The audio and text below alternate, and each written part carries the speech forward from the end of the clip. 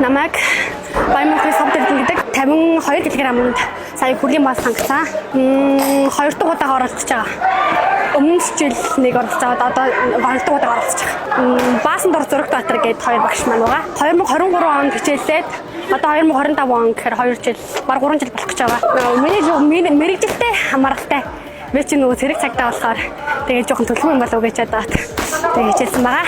Тэгээд рингэн дээр гараад ер нь гараа өргүүлэх мэдрэмж хамгийн гоё доо. Тэгээд төвчээр суудаг ер нь тийм төвчээртэй ер нь зүрх томтой багт болно доо. Одоо айцаан дарах даван туулах юм да. Одоо л улсын аваргаар одоо манай олон улсын зэрэглэлтэй 12 шүүгч одоо шүүж байгаа. Тэгээ олон улсын зэрэглэлтэй нэг хоттой шүүгчнэр одоо 12 шүүгч байна. Нийт бол одоо 21 шүүгчийн бүрэлдэхүүнтэй бид нар одоо энэ тэмцээний үйл ажиллагаа явуулж байна. Мэдээж энэ тамирчдын ур чадвар сайжирсан байна. Гэхдээ одоо энэ тамирчид маань одоо 32 оны олимпиадд одоо ер нь бол ажил үзүүлэх гадуурчууд одоо энэ чиглэлд тодорхой гарч яана.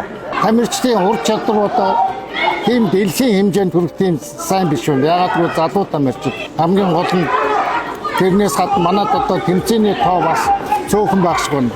Тэмцээний тоо олон байвал одоо тамирчдын тоглолтын арга барил сайжирдаг. Гадаадын олон улсын тэмцээнүүд бас олон оролцуулдаг. Хамгийн гол нь манад мөнгө төсвийн асуудлаас бол одоо гадаадын тамирчид өөрсдөө тийм тоонууд их цөөхөн байгаа нь одоо харамсалтай байна.